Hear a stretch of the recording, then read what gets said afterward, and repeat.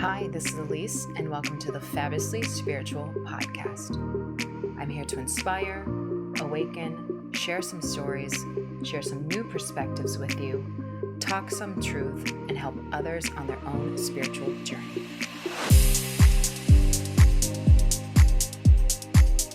This is my conversation with Troy Casey, the certified health nut. We talk about his Ibogaine experience, raising children today, and urine therapy. Yep, I said it, urine therapy. He has a ton of wisdom. Just tune in and listen. I have Troy Casey here today, the certified health nut. If you don't know him, look him up. He has such a wide experience in the wellness world, and I'm super excited to talk to him today. I feel like we have so much we're gonna dive into, and I think we should kind of just jump in. I think if anyone doesn't know you, Troy, give like a very brief, I know you have a long history, but give kind of a very brief, where you are, what you teach, how you serve, all that good stuff. Quick snippet. Yeah, so 33 years ago, I was a Versace model sitting in Milan. And so I went down to the bookstore to get a book on nutrition. I got into fasting, herbal medicine, really as a way to help me look and feel my best in front of the camera. I was economically motivated. Didn't really know who I was as a young man and just tried to follow the money and chase paper there for a while. Got into drugs and alcohol. Then woke up, got into Vipassana meditation. And then 9/11 happened. That was another big awakening for me. And then I started studying with indigenous healers from New Zealand, Maori healers. And then a few years after that, I started working with ayahuasca in the Amazon with the Shipibo Indians, and I've been working with herbal companies for the last almost 2 decades, and most of that has been covered on my YouTube channel. I've been on YouTube since 2006, and so yeah, I've had a career in front of the camera for 33 years, and I've been studying internal purification, herbal medicine, natural medicine for 33 years, and I've been applying it, and I've been on social media for the better part of 2 decades. Cool. And I've been following you for quite a few years now, I would say. And I know your recent thing is you did an Ibogaine experience, I would say, right? What can you tell people about that? What is it exactly? Just dive in a little bit about the Ibogaine. Ibogaine is an herbal extract from the plant Iboga. Iboga is a shrub that grows in Gabon, Africa, and it has been safeguarded by the indigenous shamans over there. They used it for the warriors when they went to war, bloody wars with spears and stuff like that. So it's good for trauma, optimization, human optimization. And spiritual discoveries. It's psychedelic research. So I've been doing psychedelic research for almost 2 decades. And I worked with Tom and Talia, who owned this Ibogaine clinic down in Mexico. It is unscheduled in Mexico. It is a Schedule 1 drug here in the United States of America, so it's banned. Although Stanford just did a large study on 360 Navy SEALs, and they watched all sorts of mental health issues, physical issues, pretty much vaporize. Well, there was a lot of markers that were improved from their Ibogaine experience. They did CAT scans, brain scans, 6 months after, 9 months. And so you can find that research paper in nature.com if you want to go deeper. I've done it twice. Most people only do it once. The psychedelic experience can last anywhere from 12 to 36 hours. Holy moly. Nora-ibogaine off gases in your nervous system, I think out of your liver, for 6 months subsequent to it. And its main usage in today's modern world is for chemical dependency, opioid addiction, because it cleans the opioid receptors within 12 hours. So there's no withdrawals at all. Wow. You walk out.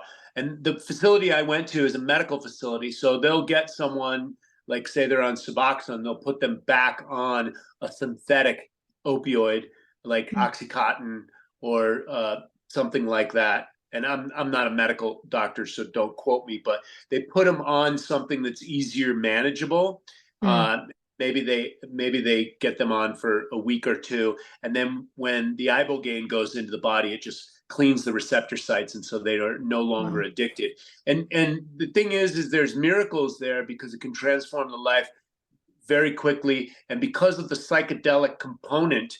I Mm. mean, I witnessed 8 hours of Hitler hell Oh my hangings and gosh. Genghis Khan. Like that was in my nervous system, right? Yeah. Yeah. That just came up so like, Exactly. and it was And, like a movie that was playing. let me ask you, do you think that's like lineage living in your nervous system? Well, it's in the That, collective of yeah. humanity, period. Well, you know how they say that you carry like 7 generations within your like DNA? I wonder if that's stuff that comes up. Well, Bruce Lipton's body of work is on epigenetics, and he talks about people going through war, World War I, World War II, and these Mm, were gruesome wars, like teenagers that go out with bayonets. I think On the Western Front was remade recently, and there was just a horrific scene in a ditch mm, where this guy stabbed him with a bayonet, and then he was still breathing, and then mm, he had to help him. It was like, so the level of trauma that we've been through as mm, humans, warriors out on the front lines. um Look at the Chinese, look at what they developed. Even Wing Chun was developed by a woman. But you're out on those rice paddy fields and marauders come through. I know in the Korean Peninsula, the Japanese and Chinese just waltzed up and down there. And if people are in the way, that's mm, called collateral damage. And mm-hmm. so all of this stuff, lives in our DNA. That the Asians, they created all Yeah. these martial arts to be able to handle Mm-hmm. themselves. And, even when we were nomadic tribes in Genghis Khan times. And so, yes, all of this debauchery, resides in our nervous system. Mm, And so for me, and I can only go on what people are reflected back to me as a mirror yeah. presentation, because I feel better, Mm, but people see that my nervous system, I'm not so, yeah. jacked up. I mean, I would say honestly, since I've been following you for a while, that was the one thing that I noticed. I'm like, wow, something really changed in him. And I'm an energy person anyway. I read energy and I can kind of feel it out. And I'm like, and I was curious, like, what did he do that, and then you started talking about the Ibogaine journey and it was interesting. I don't know if that correlated around the same time. When was the first time you did it? March of last year, March of Okay. 2023, uh, Mm, Tom and Talia invited me out there. And then most people, like I said, most people don't do it twice. mm, But I had the incline. I really wanted to go. I'm actually possibly interested in a third time just because it's so profound. And, mm, look, I talk and help people with integration on psychedelics. Psychedelics is only 50% of the work, if even yeah. that. The integration and what Hmm. you do with the information, the visions, the transformation that you've gone through is really done on the back end. Hmm. Uh, and, I had powerful visions in 2006 with the ayahuasca, and they've been unfolding ever since. They Mm, continue to. In fact, I do believe I'm at the tail end of my career with psychedelic research. I think yeah. I've done enough. I got the Hmm. phone home. I can Hmm. hang up the phone and take whatever messages are.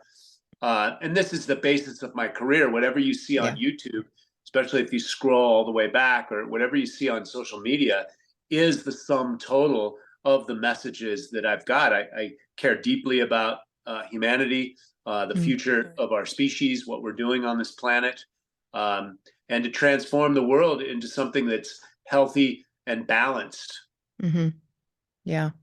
What about the second time you did it? Was it as jarring as the first? No, no. And No. I was less afraid as well Mm. because let's face it, ayahuasca, they call it divine or they call it little death. Mm-hmm. Um, I've done 5-MeO DMT, and I remember driving out to the shaman's house in Los Angeles and, praying to God. I was like, all right, let's come correct. Mm. It's like, and, Mm. my prayers, a lot of my prayers are just my daily, thoughts of goodness, but I got really correct. And I was like, yeah, God, guide me, lead me, direct me, Mm-hmm. Mm-hmm. hold my hand in this one. And it really worked for me. And the 5-MeO DMT experience, and I put that video on YouTube, was extremely powerful. And then, so I knew to do the same thing with Ibogaine. Mm. And I did the same thing going down there.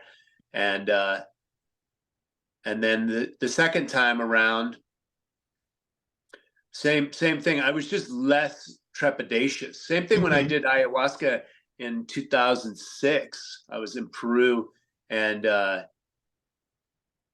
was very, trepidatious, Mm-hmm. uh, and rightfully so. Yeah. Right? It Yeah, is of course. called you're going to meet your maker. You're going to see Yeah. what you're made of. You're going to see what your thoughts and Mm. what you hold inside your energetic system, and Yeah. it's good. Facing myself has really helped because now Mm. I can have more understanding for myself, more understanding for people in the world, Yeah. compassion, empathy, like real empathy, not Yeah, like of course. being with the libtard situation where like everybody should just be kind, that Yeah. they're Mm-hmm. poisoning the food and all this Yeah. other stuff. No, they're not. Mm-hmm. That's a conspiracy theory, which is a psyop, which comes from MK Ultra, which comes from Mockingbird Media, all these Mm. CIA, Yeah. Operation Paperclip, and anyhow, so but I do need a better understanding, right? Because I don't want to Mm. get caught up in all the negativity. I want to be solution oriented. I want to Yeah. be, the solution. I want to be the miracle that we're all Mm. looking for. And that's Yeah. what we're all walking miracles. Yeah. It's the time to Mm-hmm. wake up to that. Yeah, I have so my background, my lineage is in Kundalini. I've been practicing and studying for 16 years. And the best saying from the whole practice is if you don't see God in all, you don't see God at all. So I come back to that over and over and over again when you get in your head, about things, how to kind of bring everything down a little bit and start to move from your heart. But let me ask you Well, and one, that's a good go point. ahead. So that's basically where I want to come from. We call it compassion, empathy, Mm-hmm. understanding, whatever. But yeah, it's coming from the heart. Yeah, it's feeling that versus thinking, and it's feeling versus saying. It's like I always used to say, so many people say they're grateful, but they're really not grateful, because they actually don't understand what the energy of gratitude is.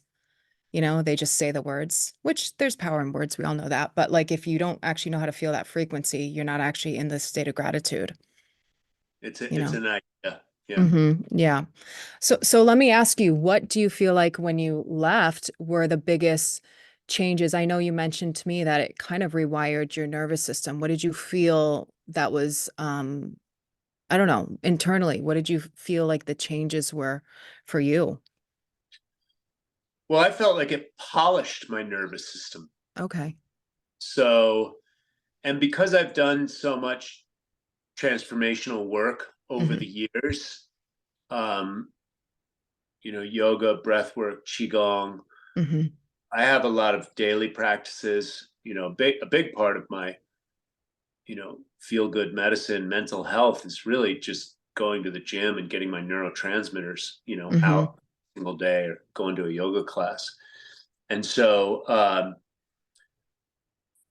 so for me to feel a big difference, um, it's a little more challenging. But when I get the feedback, because I'm on Hmm. camera almost every day, Yeah. people feeling my transformation, that's the universe feeding back to me, Yeah, of you know, course.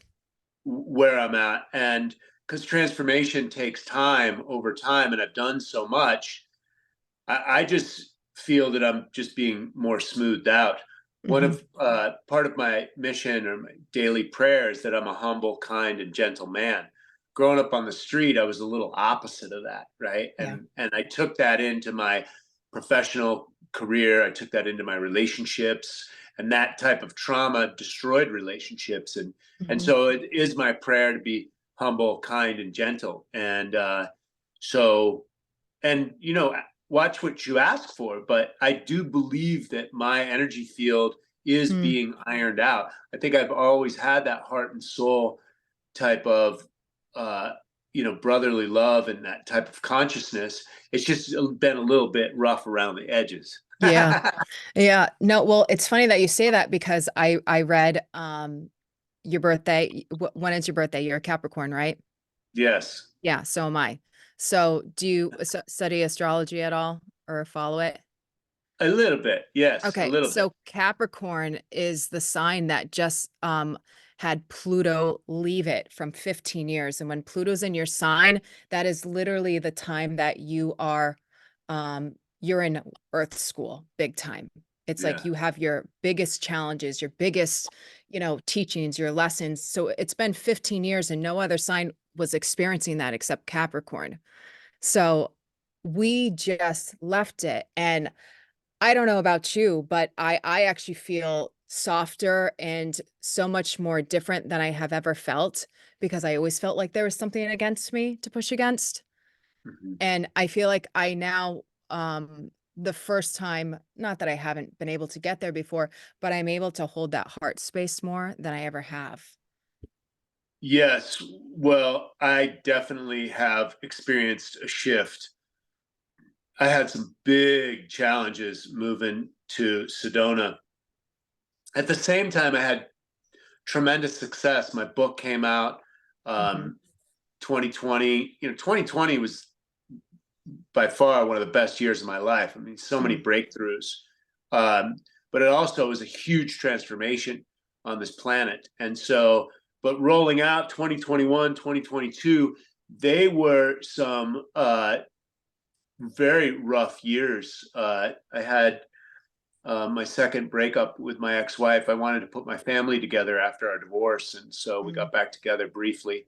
Uh, and Sedona is a place that'll dredge your soul, and Hmm. so we barely landed there, and basically all hell broke loose. And so Mm. unwinding after that, and I truly feel that somewhere around, I'm curious when Pluto moved out, but somewhere around October, things started to shift. And now things are going so amazing. Like Hmm. it's Yeah. lightning speed and everything is fantastic. I just bought a new Corvette, classic American muscle car, and Hmm. it just breaks the wheels sideways and it just Yeah. grips to the ground. That's the way I feel like life is Yeah. going right now. Just Yeah. like and just banging second gear and going Yeah. sideways and just it feels fantastic. When was Hmm. Pluto? When did It's recent. It's like I don't remember the exact date. It's probably like um so there was a couple instances in 2023 where we felt the glimpse of it shift, but it finally shifted in 2024 and I don't remember the exact date. Actually, no, it was 2023 that it shifted. At the end somewhere. So it was recent. Within the last 6 months, put it that way. I'm Where it feeling it finally left and we have 20 years now where it's not with us. So, yeah, it's kind of nice. I love that. I got a lot of work to do. Hmm. And I think being dragged through the mud and dealing with a lot of drudgery and fuckery in general. I Hmm. mean, lawyers and just stupid stuff. And Hmm. actually, my second book is almost finished, and Oh, so wow. but it's called Brave New Man, and it just talks about how I stood up for myself. I couldn't find a good attorney up in Yavapai and up near Mm, Sedona, and so I investigated common law. I filed some of my own affidavits, wow. um, and just understanding the systems a little bit better Yeah. and and not really just taking it down. Oh, I get some lawyer papers. I mean, they do give you sleepless nights, but Mm-hmm. standing up just gave me so much Mm. strength and power. Yeah. And no, another man's not going to push me around. I don't care what uh, lexicon or linguistics. I mean, you just got to study the Black's Law Dictionary to understand how how upside down and backwards and satanic, Mm-hmm. the legal system is. The Yeah. law is completely different. I am Mm. the law. I am the Mm-hmm. living man. I am Mm. the living land, air, and water. And so I am the living man. And so being able to claim that and understand sovereignty, and I'm not saying it's easy, and I'm not saying I mastered it, but putting your stake in the ground and Mm. saying, no, you're not going to push me around. And it goes hand in hand with all the quack and all that nonsense as Mm-hmm. well. So I'm excited for that book to come out and Mm. pretty soon. And then I've got another fitness book coming out when I turn 60. And Oh, wow. so I think this Pluto energy being gone is going to Yeah. help me save the planet. Yeah. Yeah, no kidding, right? It'll help us all. So that's a good transition. Let's talk about so I mean, I'm kind of like in this world too. I do a lot in consciousness and obviously nervous system stuff, but I'm very into getting people's opinion on what they feel the energy is shifting into in the world right now. Kind of like what do you think is happening for like 2024? What do you feel like is transitioning and like all the chaos that's happening? I don't know. Where do you land with all that stuff right now? So I went That's a loaded down to, question, but yeah. yeah, I went down to Mexico with again, a lot of anxiety and trepidation. So Mm, let me see if this makes a difference. I went down to Mexico my second time to do Ibogaine with a lot of anxiety, trepidation, coming out of all the nonsense. Like literally, I'm successful in business, and then all of a sudden, these banditos, right? People want to rip you off. mm, Lawyers mm-hmm, come out, like mm-hmm. real, like I didn't know the disgusting element of human beings were really like that. And Yeah. so, and it makes sense, right? Mm-hmm. Because if you don't have any money, what do they need you for? And so, and my attorney was telling me, "Oh, welcome to the Success Club," and I was Mm, like, "I don't like that." yeah. Yeah. And so for me to be able to go through that, iron that out, and also know that we live in a dualistic paradox. How do you know the heights of joy if you haven't reached the depths of pain? Mm-hmm. So there is that. So what I always call forth is more balance, more going towards homeostasis, Mm-hmm. more a metric of balance, which I deem as harmony, right? We Yeah. can have peace and harmony Yeah. here, right? Peace ultimately is in the heart. Yep. And my So is harmony. research, Mm-hmm. yes. And so my research shows that at the heart level, all humans want peace. And Mm-hmm. so if that's the case, then we call it forth. And I do believe more people are calling it forth. We're also seeing the light shine on the darkness. That's Mm-hmm. why we're seeing so much chaos. And the Yeah. darkness is scrambling like cockroaches, right? Yeah. The lights have been turned on. And so, and cockroaches have what? Uh, Billions of years of ecological development, or Mm-hmm. that's why they're so hard to kill, right? Mm-hmm. And so and they serve a purpose. This darkness serves a purpose to keep everything in balance. And I also say, how do you wake up a human being? Well, you Mm-hmm. oppress the shit out of them. That's like oppression is like the concrete on the shoot Mm, of grass, right? Or the mm-hmm. asphalt. And if you've ever been down to the Mayan temples or any of these uncovered pyramid type structures, Mm, you know that the jungle will eat those pyramids, right? mm. They just eat it right up. It just grows over Yeah. it until some guy discovers, oh, there was pyramids here before. I mean, the Mm, perfect example is Tikal in Guatemala. And so they've uncovered all those pyramids down there, and some of them still have, trees growing out of them. So the fact of the matter is, you can't kill the human spirit. Mm. And sometimes we can get a little sleepy, right? Yeah. And complacent. And so I Yes. think all of the stimulation has been for our own collective awakening.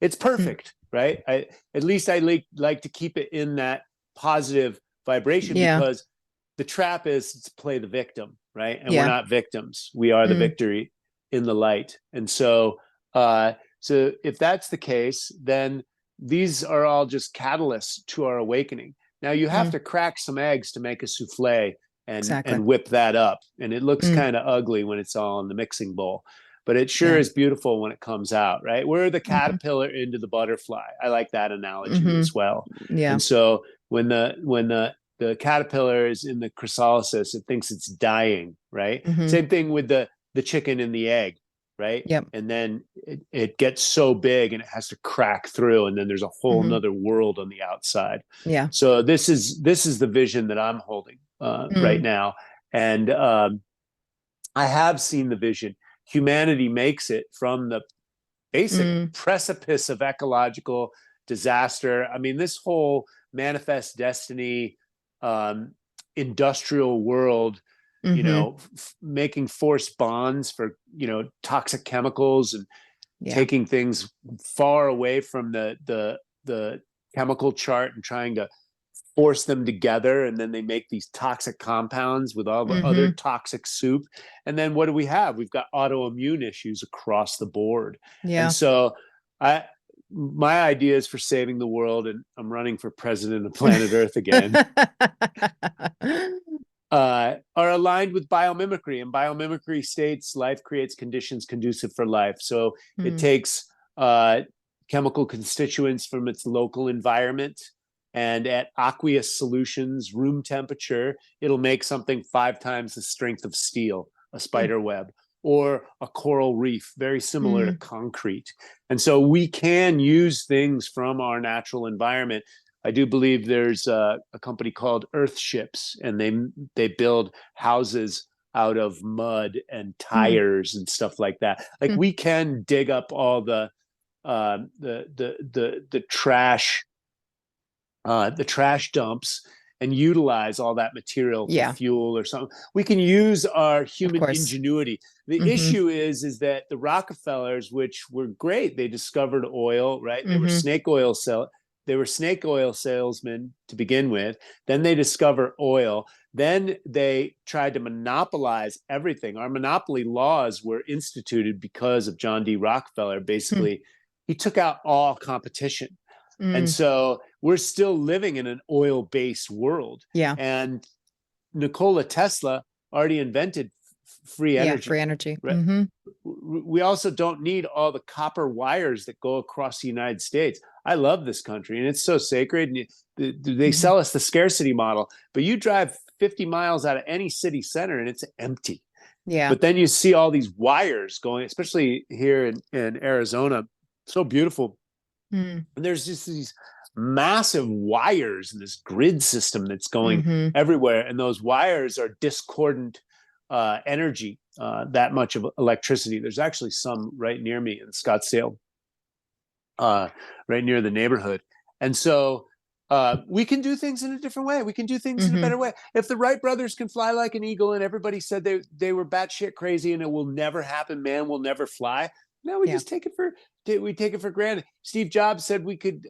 He wanted to put a handheld computer in everyone's hand, and he was not a designer nor an engineer. And we all have them right now. Mm-hmm. So tough shit. With innovation, we can create whatever the hell we want. We can, get the ideas right out of our Mm-hmm. head.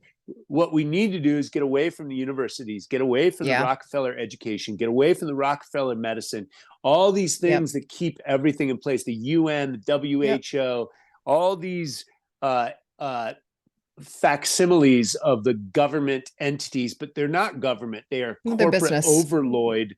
They're Yeah.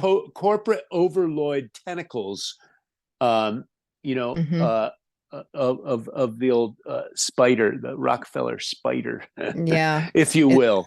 It's funny that you say that because I've been on this path with I have two kids. I have two boys, 7 and 9. So I'm at the point that I'm gonna homeschool now. So I don't believe that my kids are probably gonna go to college. I don't care if they go to college. I know it's kind of unless you're gonna be a doctor, a lawyer, whatever, I really don't find it necessary. And I think that there's such a different way to educate kids, and like there's such a lost art in teaching kids about consciousness and frequency and all these things that are really going to be the future, that are kind of new age, that we don't teach people because many people obviously don't know. That is I don't know. I'm just going to educate my kids differently, and I'm taking the risk to do that, although I don't really think it's that risky. No. Well, look into Rudolf Steiner and the Waldorf school system. Yep. The Ivy League schools and the Silicon Valley tech companies court Waldorf children, not because of Hmm. their test scores, but because of their problem solving and Yep. people skills. You Yep. engage with my children and they are present. They know Hmm. how to sew, they know how to do needlepoint, they know how to Yep. draw a picture, they know how to cook, Hmm. they know how gardening works. Yeah. People Um, skill, people, life skills that aren't when that aren't I taught.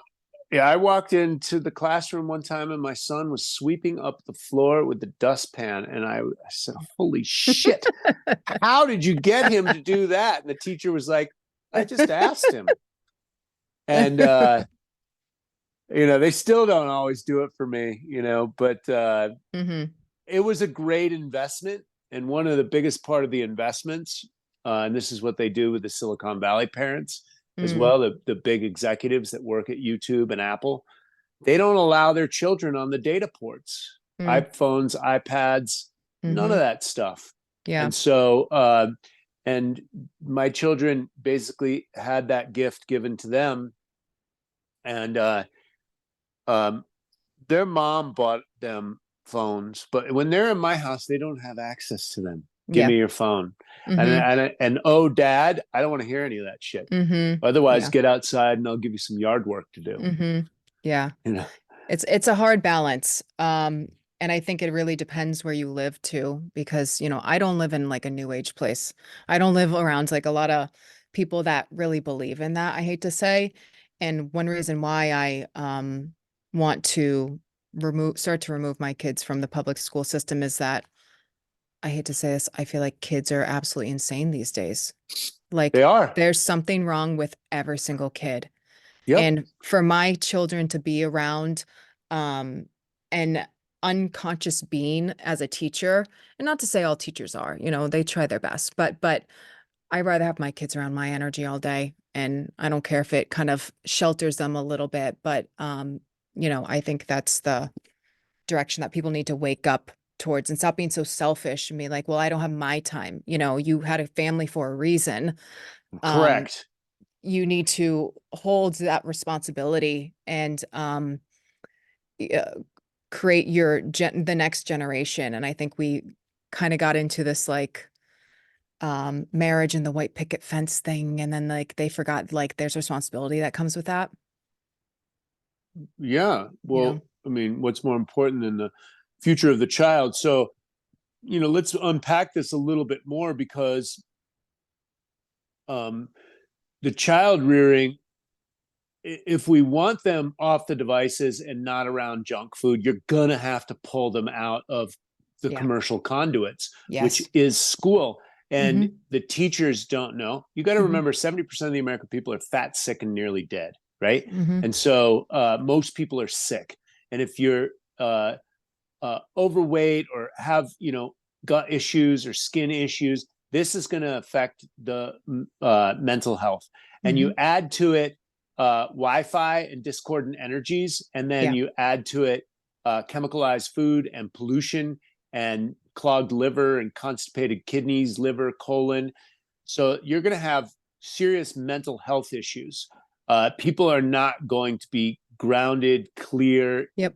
intelligent use of intelligence, whether they are a teacher or whether they are a student. So I keep my children away. They don't do play dates. They don't Mm, do, you know, the mom used to do more play dates, and yeah, for very select families exactly. that hold our values. And again, sending them to Waldorf school system was the best investment that we did. It wasn't cheap in Hmm. LA either. Yeah. And so you had the other parents, and there were even snooty parents there. Like the media policy was zero. And Mm, some parents were much more lenient. And then other parents were like, no, he watches movies, you know, hmm. you're not going to play with him, you Yeah. know? And so there's just varying degrees. However, the results were very you can see the results in my children now. And my daughter is now in a Montessori charter school, Hmm. and so they still hold these values about the brain development of the child. Not only Montessori and Steiner Hmm. were both really understanding of the children, help them learn a different way. And the teachers that run it are very good. They have a minimal media policy as well. So most of the children there, my daughter had her first sleepover. She's 13. Hmm. She had her first sleepover here at the house, and I met with all the parents. Yeah. A couple of their, one of the parents had the same health values as me.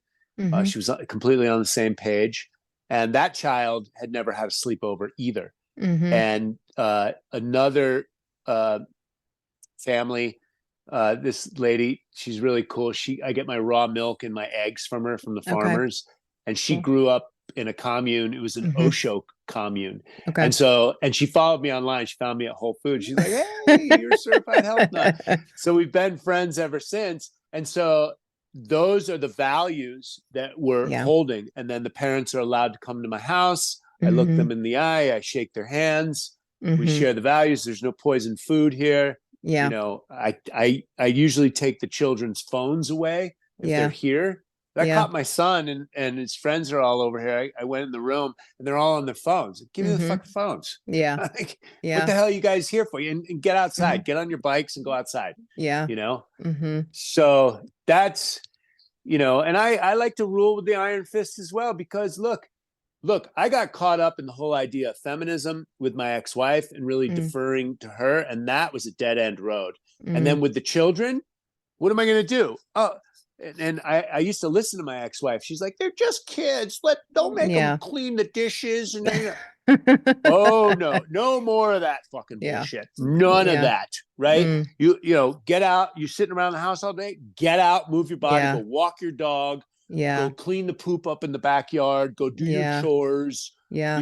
and it's just like, and Dad, I don't give a shit what you want. Hmm. It's Yeah. like, let's bring some old school back in here. Yeah. It's hard. I mean, and I see it because I'm a little bit like that too. Like my kids have chores. I make them go outside. They do have the iPad, but they're not allowed to have it during the week. They're only allowed to have it on iPad on the weekends. And I have a thing that I can shut it off at any time from my phone. So it's like there's monitoring, and it's like even and I see like the kids in the neighborhood, and I like it's I hate to say it's crazy how soft people are with their children now, in a sense that they don't have to have any responsibility and they just can sit on the couch all day and like do nothing. I have every single thing that you can imagine. Maybe my kids are spoiled. I don't care. Outside, a swing set, a trampoline, a basketball, because I want my kids outside all day Yeah. long, as much as they can be. I live in New England, so, it's cold sometimes, but other than that, we have toys everywhere, everything for them to play with. It's I just grew up in crazy. New England. Where are you? I'm in Rhode Island. Okay. Yeah, I was in Connecticut, Andover Lake. We Okay. skated all winter long. After Mm-hmm. Christmas, we dragged the Christmas trees out onto the ice and we burned them as a bonfire. Oh God. And I we would hike in the power lines. We'd swim all summer long. Mm-hmm. I'd be outside most of the day. We lived on a half acre, and it was a big hill, and we had to Mm-hmm. mow the lawn and rake the hill. A half acre. We had to Yeah. rake a half acre. We Mm-hmm. also had to chop wood, and Mm-hmm. we burned wood during the winter. And so, and we were outside and we had winter gear. Yeah. Yep. You just make it work. Yeah. They gotta be a little more efficient. Because, you know, this is the one thing I also noticed, and this is a good transition, is that, and you can tell me if you notice this in people that you kind of work with as well. You know, for me, being teaching Kundalini for over 10 years is, you know, I constantly change what I teach and I constantly change how I teach because I'm realizing people are lazy as fuck and they do not want to do the work anymore. Mhm. I don't know Mhm. if you've noticed this with your any of your clients and how you teach. Well, yeah, I use many and various different techniques, and a big part of my technique is, or my methodology is to get people moving and de-stressing exercises like walking and qigong, Mhm. because most people are overtraining or thinking they are in their 20s, and so Mhm. that they have to work out. Yeah. But an overweight body is a stressed body. So my objective is to get people moving Mhm. all day and every day, or a decent portion of the day, or at least going to the gym Mhm. or riding their bicycle to work, or somehow moving their body more. And it doesn't have to be necessarily loading up the system with weights, Mhm. although I teach that as well. And so I teach more yin than yang, Mhm. because men and women were Mhm. overachievers, we're Yeah. super driven. The money supply is all jacked up and weird. So everybody's got to work harder. We don't have a lot of skills Yep. in money making. And so people's minds are just constantly going. And so Mhm. what I do is I get people out of their minds and into their body, Yep. and then give them some type of program that brings rhythm and flow into their Yeah. body as much as possible, and a lot of workarounds. So we do hot Epsom salt baths. Ice Mhm. baths aren't right for all people, but it's a Yeah. tool. Cold showers work just as good. Yep. um, and really just get the circulation going is Mm. the most important part of my work. And because we have such a sedentary, um, people sit at desks, they drive to work, Mhm. etc. It's like you got to open up the hip flexors. They don't feel like moving. Yeah. I had black mold exposure and I have weirdo arthritis, so I know what it's like to feel old and crinkly. Mhm. And that's why I ride my bike all the time. Yeah. I have to be moving. And before that, I love to walk as well. And I've always lived kind of in a walk city, Miami, Mhm. Santa Monica, and Venice. And I prefer that. Now I'm in Scottsdale and I have electric bikes. So Mm. I can run all my errands on Yeah. my Oh, wow. bicycles. That's And amazing. so I like to just teach people to keep moving, keep Mhm. moving. And not have it be so much formal exercise in that sense, right? Or it's a little bit of both for you. It can be a little bit of both, but just Yeah. move your body. Yeah. And if people are sedentary, then I'd rather have them doing 5 to 10 minutes of qigong and Mhm. maybe walking to work, or walking a little bit more. Because if you overwhelm them too much, then they won't come back. Yeah. So that's what I noticed as well is that, you know, I think Qigong is probably the closest thing to Kundalini yoga.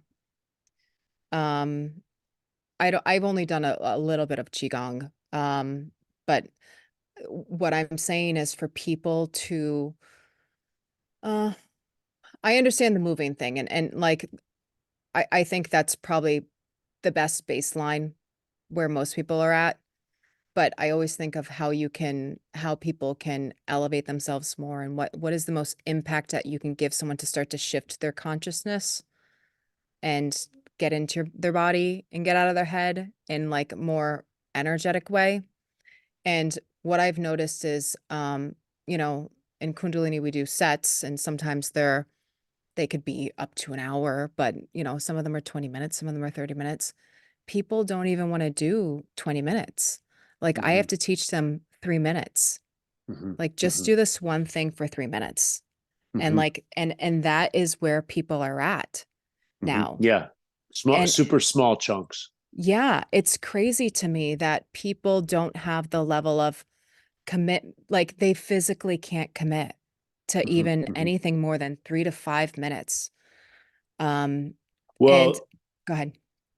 no, that's what I tell people. I did 100 consecutive days of qigong in 2022, and that's I chunk it down, and I'm like, yeah, Mm-hmm. you just 5 to 10 minutes. I would tell them, and Mm-hmm. then I'd be there on camera for 45 minutes to an hour most days, and then people would like to either listen, and then Mm-hmm. they just do some twisting, just some mobilization stuff. And so what I like to do, Elise, is give Mm-hmm. people a poetic license to just move their body and make it Yeah. simple, like dumb it Yeah. down. Because if you tell them 5 minutes, Yeah. they're cool on doing 20 if Mm-hmm. they're entertained. But if you tell them an hour or a half hour, then they're like, oh no, I don't want to Mm-hmm. do that. Yeah. I don't. I try not to tell them too much time. Yeah. And it's like I've been on a mission for the past, probably 5 years or so when I really started noticing the switch. And it's probably around COVID, I have to say, that people kind of dropped off more than they um did before. And finding something so simple that I think the biggest thing is people need to learn how to tap into their heart center, and Mhm. that's it. How do we do that energetically? How do people find that? um how do we do it in 3 minutes if it's possible? um that's been my mission that I've been trying to teach people Mhm. um lately, and I found a simple mantra: I love my Mm. life loves me. If you learn how to Ah, repeat that, you learn how to I tap into the love heart. that. Yeah. I love that. Yeah. Say it again. I love my life loves me. If you Mm. just say that with your eyes closed for 3 minutes, you just activate the heart chakra. And like Yeah. it can be something so simple as that.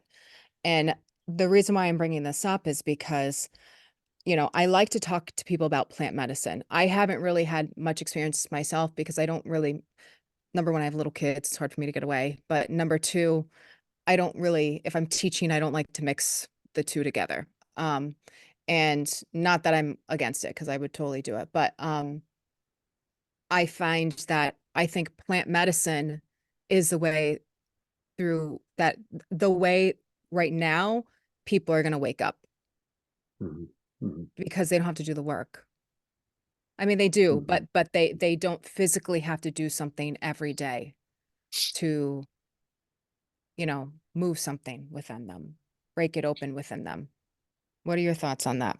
It's a tool in the toolbox, and it can go both ways because I've seen people fracture their consciousness with it, not do the Mm, work on the back end, gotcha. treat it, oh, I just want more God in my life, and let me go do another ayahuasca ceremony, and they're drinking it in the city centers where the psychic density is there. So Mm, it's a double-edged sword. It is a tool in the toolbox.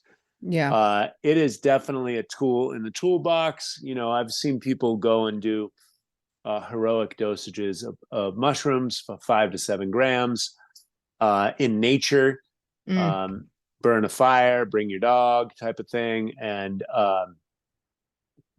have incredible results. And then I've seen people sit in ayahuasca circles and also have good results. I mean, that's kind of what happened a little bit in my relationship. We went from just a complete impasse mm, to uh, the psychedelics help break open some energy. mm-hmm. But then when that continued, especially some of these incestuous circles, some of the shamans are trying to sleep with the women. Yeah. um, there isn't good integration or bad advice on the back end. Mm-hmm. What I'm seeing with this whole divorce culture is you know and obviously there is abuse on the back end. We saw a lot more abuse on the back end, but right now it's just throwaway marriages. Yeah, I And the agree. children are the ones that Mm-hmm. suffer the most. The lawyers gain the most. The lawyers will fuck everyone, including the children, right? Mm-hmm. And so metaphorically, figuratively. And so no one's really winning, but we have this like disposable culture. Mm-hmm. Uh, And I just continuously see, people, they get together and it's like an Instagram post. Yeah. Yeah, we got married. Yeah. And then the divorce is an Instagram post too. Yeah. Yeah. And just piles of excuses, Hmm. as opposed to, what is the commitment here? Yeah. What are we actually doing? Hmm. What is your little spilt milk that you can't put aside? Mm. And so look, it runs deep, and I've got plenty of bias because I've been through it. And, Yeah. I wish my family was together, because the children need the Hmm. mom, the children need the father, no matter what. Yeah. And Steiner talks about that, as well as, I think there's research. A lot of women are coming out of these marriages and I'm a single mom. No, you're not a single mom. There is a Mm. father there. Are Yeah. you cutting him out of the picture? Do Yeah. you want to be a single mom? Hmm. Do you know what it's like to actually provide everything for the Hmm. child? It's not really fun. It's not Yeah. really what you want to do. And Hmm. then I see on the threads, it's like, oh, you go, girl. I Yeah. got you, sister. Yeah. And it's like, you Mm. know, like, what happened to the father? Yeah. And I think Candace Owen has a bunch of research on that. Hmm. The Yeah, I the follow her too. incarceration, Hmm. uh, suicide, all these types of statistics, um, are coming from fatherless homes. Yep. And then I think there's been statistics like single fathers that actually do it. I Hmm. think they have the capabilities of doing the mom and the women. And look, don't anyone take this wrong. I am Mm. not trying to say men are better, women are better. It's women's fault. It's Look, we all get to come together Yeah. as a species and figure this out. We Yeah. The used to have the pendulum has tribe. swung too much to be against men. And I actually do believe that as well. And I think that's because people don't enter relationships consciously. And it's like you said, it's an Instagram post. It's like they want the white picket fence and like the fantasy, but they don't realize a marriage is actually a lot of fucking hard work. And it's a spiritual union that It's a people sacred enter. mirror. Exactly. And people don't, um, I think 99% of people don't understand that about marriages. Even people that are married for God knows how long. Yeah, and look, I'm in my 50s now. My children's mother, she's in the 50s, and it's so screwball because the divorce courts were set up here in Arizona. I've been with the children every single day since they've been born. My son was born in water. I Hmm. carried them in pouches and backpacks their whole life. I was with them every single day. And trying to take the children away from me really broke my heart. Mm. And and my daughter's all set up. She's got a friend group. You don't want to move kids Yeah, around of course. constantly. Hmm. And Yeah. so, and it is about the children. And Yeah. although I've heard it both, oh, oh, you're hurting the children. And then, well, what do you think all the lawyering's doing? Mm. Yeah. Yeah. I mean, obviously there's different circumstances, but I think that, Yes. I grew up in a very traumatic household, so I wish my parents got divorced. But, whatever. They're still Yep. together. I think it's all, um, Did they ever work their stuff out? They're still together? oh yeah, they're still together. No, no, mm-mm, no. I it's just how they are. It's a um just Dysfunctional function. codependent, dysfunctional, whatever, and they don't know any other way. And that's okay. That's them. It's not me. I didn't choose to live that life.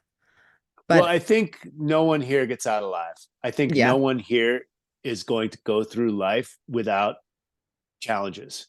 Mm. And, can you manage and mitigate them? I don't know. My father left me on the side of the road with all my belongings, Mm. right? My stepfather was extremely abusive. And then I went to all his orphanages as an adult and cried my eyes out and forgave him right then and there. And he was a Mm. product of World War II, Hmm. right? So, so go back to this understanding, forgiveness, compassion, Yeah. empathy. Human beings, this is a real conundrum that we Mm, have. And so we can only commit and recommit to keep growing and doing better. Um, exactly. I don't think that there is any perfection, but Mm, I do think that we can do better, and we yeah. can do better.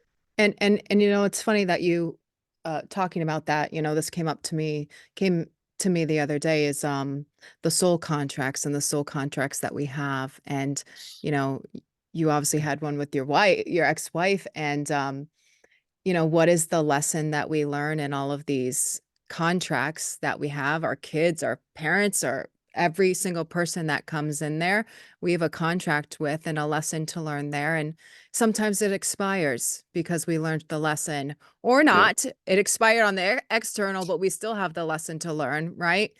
So it's just complicated. Yes, complicated for our awakening.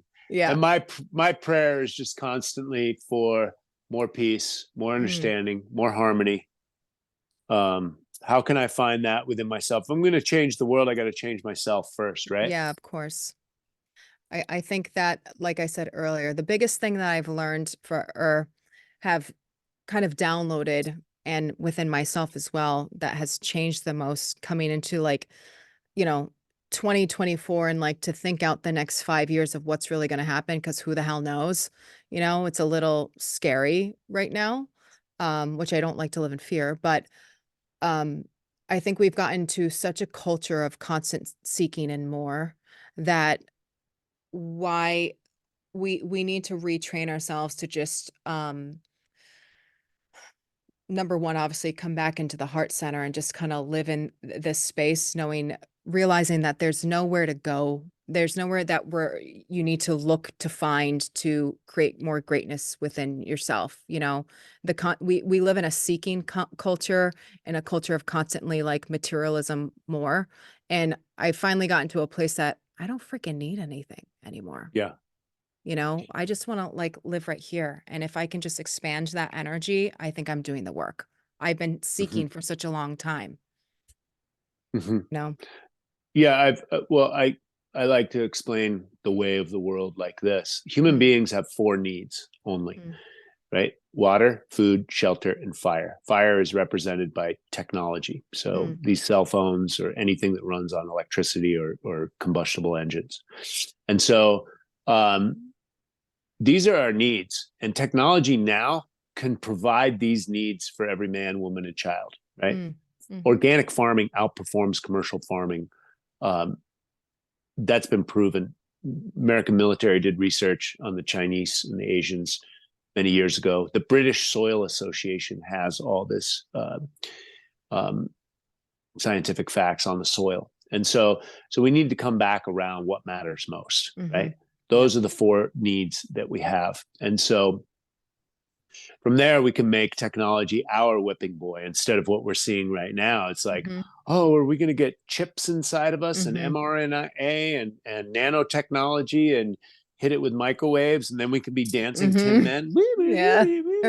And so, and no, that's not the dystopian that I choose to see. So you asked me, and I got a little sideways on 2024 and what's going on. I have a vision of peace and harmony, that humanity makes it to a beautiful scenario. The vision that I have is peace and harmony with the land, with the Mm, people, with um, our symbiotic relationship on this earth with everything, right? mm, Each other and everything. And so 2024 is an incredible, powerful year, another year like 2020, right? mm-hmm. And the Mayans talked about this in the Yeah. 2012 Mayan calendar, right? Mm-hmm. And they said it might not be just 2012. 2012 was the portal that we went Yeah. through. And I waited 2015, 2016. I'm like, Mm-hmm. when is this big change going to happen? Yeah. 2020 came on because I went down to all the Mayan temples and the Mm-hmm. Incan temples and really studied consciousness and got some very interesting visions on ayahuasca about the Nazca lines in Peru. Mm, And so the bottom line is 2020 came down the pipeline and I go, oh shit, this mm-hmm. is the year. Mm, And so in 2023, 2020, all these years since 2020 have been extremely powerful. And Yeah. then this is an Accelerated. election year, Mm-hmm. right? And then, but here's the thing, it's not going to be crack an egg to make a souffle forever, Mm, right? There's going mm-hmm. to be some beauty that Mm-hmm. starts to come. And we're going to see that beauty start popping up this year. Already, the light has been shined on the darkness. Mm. Already. Yeah. Most of us have figured out it's Mm. not conspiracy theory, it's conspiracy fact, Yeah. right? Look at the Mm-hmm. World Bank, look at the WHO, look at whatever the Rockefellers sunk their teeth in Mm-hmm. to after Standard Oil basically dominated, right, the culture. And then the Rothschilds created the money system, and the Rockefellers got Mm-hmm. involved with that and created the Federal Reserve, which is a private entity. It has nothing to do with the federal government. It's a private Mm-hmm. corporation like Federal Express. Yeah. So, I just think the jig is up, and 2020 really was a breakthrough year, and 2024 is going to be, another catalyst year. But things in the next decade, the World Economic Forum wants us all locked up into digital prisons by Yeah. 2030. They Mm-hmm. want everybody in electric cars so they can turn them on, turn them off, control Yep. them completely. That's why I'm happy I bought my 1989 Corvette. It's all analog, baby. Yep. So, yeah, I think this is a good year of awakening. Yeah, Another I good think so year. as well. All right. Anything else you want to share before we have, do you have a couple more minutes though? Or you got to go? Yes. Okay. Yes. Okay. I have to ask because I know everyone asks you this. Okay. And I watched your interview with Jonathan Otto, the urine therapy thing. And I'm going to tell you, I tried it myself. And I'm actually kind of like blown away by this. First I want to know is this something you do every day? Uh, I've been doing it for 20 years. Yeah, for the most part, most days I'll have at least a sip, and then I don't do the topical every day, but I've gotten into it more and more, especially in the hot weather here. Yeah.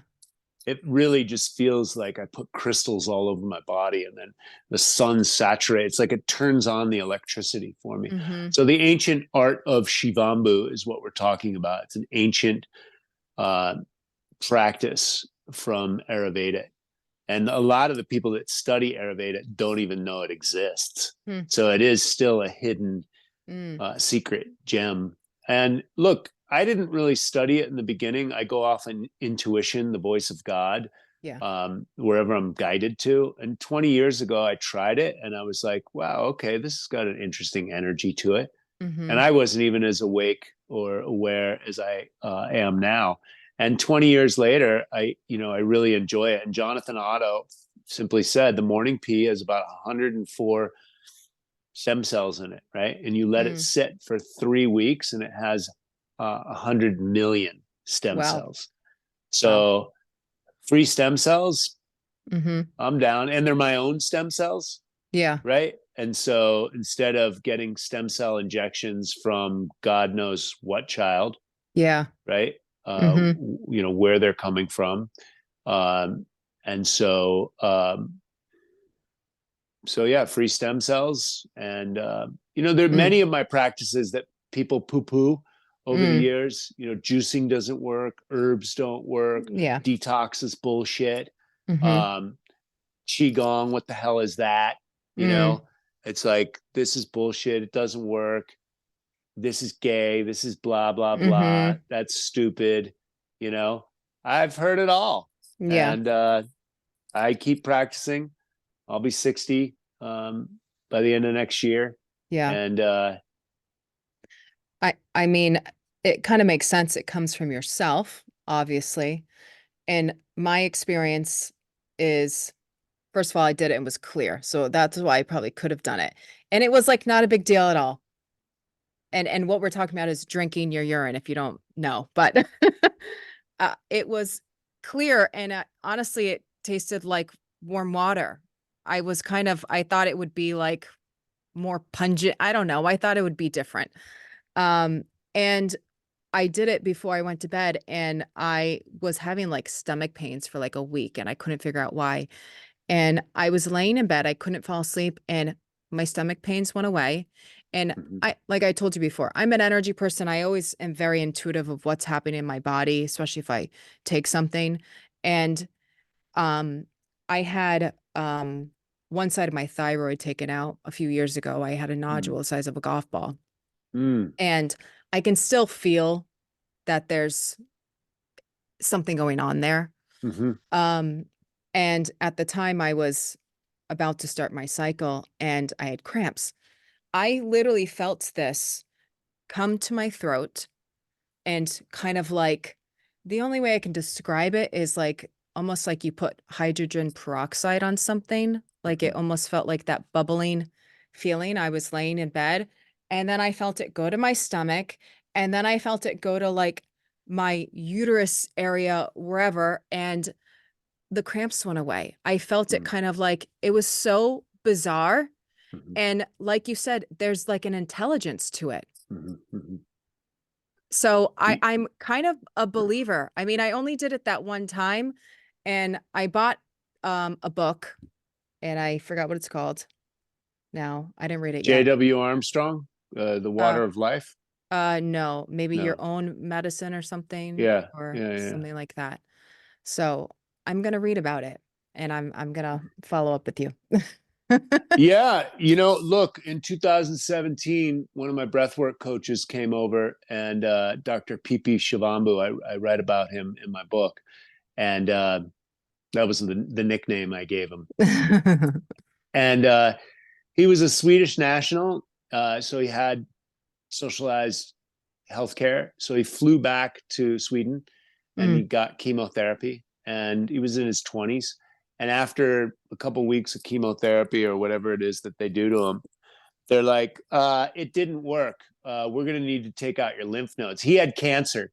mm, And he's like, we're going to have to take out your lymph nodes. And he's like, lymph nodes? I think I'm going to need those things. yeah. And so he went home and went on the internet and found urine therapy and started looping his urine. And he did that for 3 weeks. Like it was like sink or swim, you're going to die. So Hmm. he did that. And what does And that mean exactly? You only drink that? You don't drink yeah, anything else? you pee out, whatever comes out goes Oh, back in. wow. Hmm. And he went back. They could not find the cancer in 3 weeks, and they wanted to know what he did. I think he told them, and they just didn't believe him. Mm, And and that was years ago. And I made some YouTube videos with him. You can mm, find it on my YouTube channel. And he taught me about looping. He challenged me to a 7-day fast. I did a 7-day fast in 2017. And then he taught me about topical. So there's a mm, bunch of stuff that I didn't know. mm, Um, I just understood the kind of hair of the dog mm. first thing in the morning. Um, Okay. and so since 2017, I've definitely been doing it more. And the Mm, topical is amazing for the skin and the mm, feeling, the energetic feeling. And then, but I've been doing it since 2005. mm. Wow. And I'm sure you've probably received benefits you didn't even realize. So, Correct. all right. Thank you so much, Troy. I appreciate you. This was an awesome conversation. And do you have Yeah. anything you want to share before we go? Uh, Yeah, if people want to check out my work, I have a coaching program. It's called Fit and Free, the Legacy Method. I help men and women figure out their legacy, their due north, to keep them on track in life, their purpose, their dream. And that makes it much easier to put your fitness and your nutrition and all the other elements. I have 9 pillars of health in my book, Ripped at 50, A Journey to Self-Love. And so, yeah, the coaching program is 11 weeks. And I've got a lot of free content online, and you can download my 9 pillars checklist on my website, fitandfreelegacymethod.com. And, or I'm sorry, fitandfreelegacy.com. Anyways, my social media has the links in the bio. I'm at Certified Health Nut across the internet. And And we'll put all your so, links in this show notes too. yeah, thank you so much for You're having me welcome. on. And Thank you. I really want to stay in touch. And Yeah, yeah, it's I would awesome. love that. All right. Have a great day. Bye. Okay. God bless.